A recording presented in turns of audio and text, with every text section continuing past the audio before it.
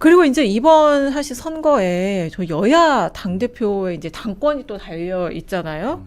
근데 지금 좀 위험 시그널이 보이는 데가 이제 민주당이에요. 정청래 더불어민주당 대표가 지금 호남에서 그래요? 장동영 계속 할 것 같아요? 자, 지금 응원하고 계시니까 지금 장동혁 대표는 계속 할 것 같아요. 근데 아무튼 먼저 정청래 대표를 살펴봐야 되는데 이제 12일 날 강진이 정청래 대표 처가잖아요. 근데 그 강진에서 전남, 전북, 이제 광주 공천자 대회를 열었는데 상여가 등장하고 상여가 그냥 근데 원래 호남은 이런가요? 민주당 호남 후유증 공천 원래 후유증 호남이 원래 이래요? 그렇다고 규정하면 안 될 것 같아요. 아니, 그러니까 이 정도 후유증이 좀 있는 거지 아니면 유난히 심한 정치적으로 건지. 뜨거운 건 맞아요. 네. 뜨거운 호남이고 그리고 굉장히 정치에 고고한 계층들이 많고 웬만한 평론가보다 나아요. 민주당에 대한 분석은요. 네. 그만큼 정치를 잘 판단하시기 때문에 행태 자체도 안아줄 때는 확 안아주고 네. 때릴 때는 확 때리시는 그런 게 호남 민심인데 이번에 상여까지 등장했다는 것은 네. 심상치 않아요. 이게 상여 저도 본 지 오래됐어요.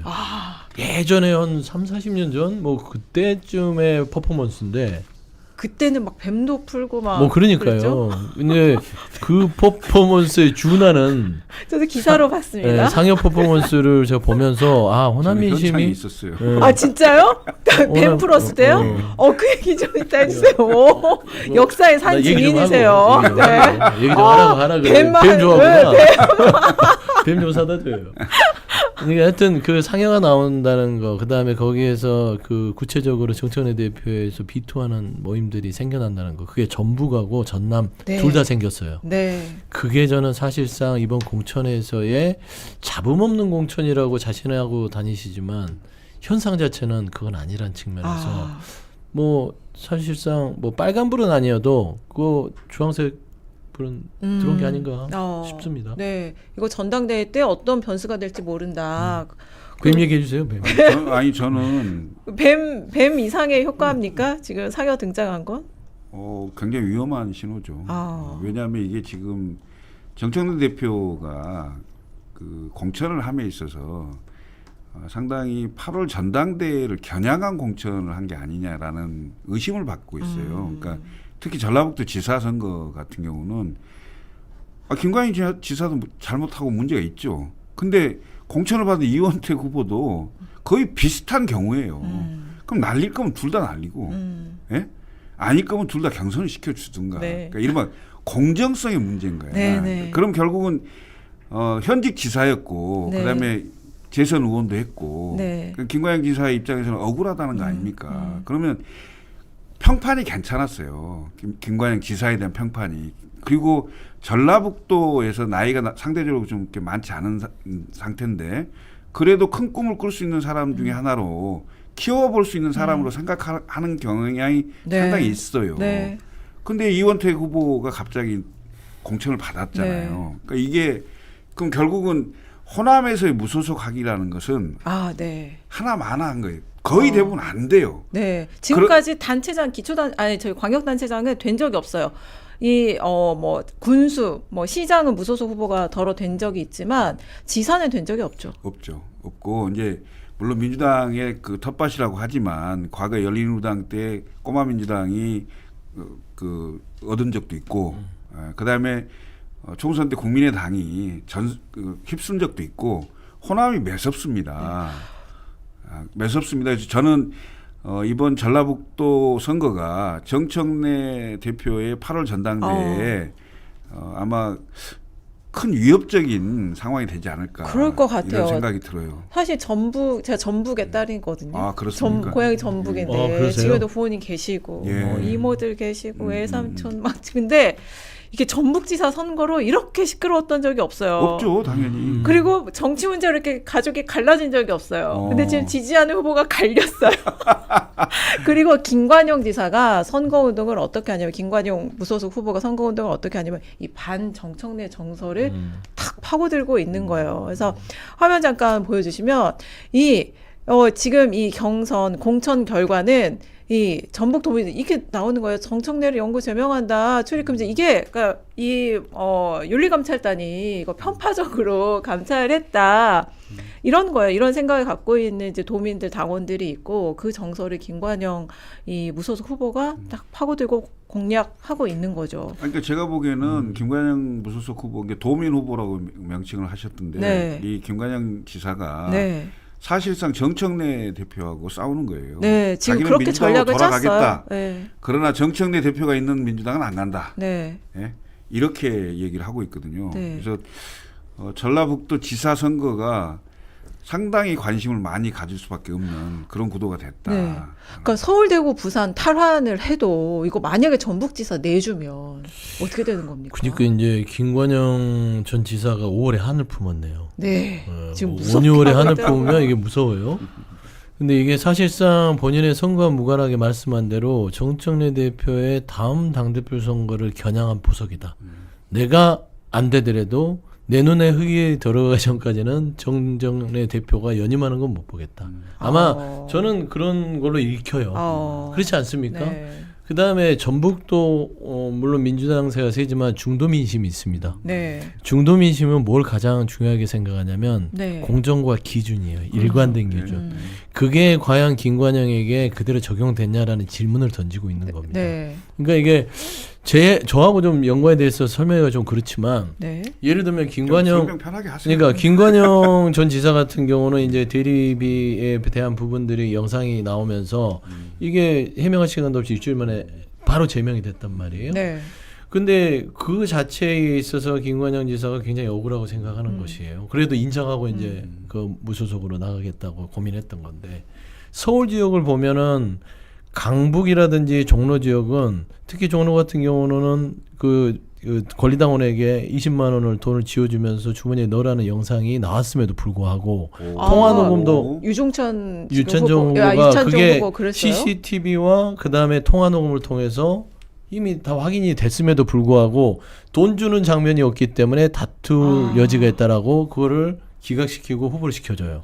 그 다음에 강북구청장 이승훈 네. 거기는 네. 결선에서 당선이 됐죠. 네. 됐죠. 3번이나 거쳐서 된 건데 사실상 거기도 이승훈 후보도 무슨 얘기가 있었는데 그거는 CCTV는 없어도 예를 들어서 뭐 아니, 식당에 변호. 아니 원래 얘기가 식당에서의 어떤 그 뭐 법인카드로 뭐 돈을 지급했다라는 있었어요. 근데 그것도 다툼의 여지가 있다고 그것도 같이 기각을 하면서 다른 걸로 이거를 전략적으로 지정한 게 변호입니다. 맞아요. 그러니까 결국에는 이 금품에 대해서는 엄격하게 김관영 지사에게는 해놓고 네. 서울 지역의 강북과 종로는 그냥 기준이 다툼이 있으니 그러면은 김관영 지사 입장에서도 아이 그럼 나도 이거 다툼이 있는 네. 거니까 나도 좀 이거는 좀 보류해놓고 가야 되는 거 아니냐 이 논박이 있는 거예요. 네. 그러니까 결국엔 중도층이 전북에서도 뭐지 왜 공정하지 않고 일관된 기준이 없어 이런 표심이 이제 반영될 수 있는 것이고 서울도 최근에 나오는 게 서울이 지금 붙고 있다고 하잖아요. 맞아요.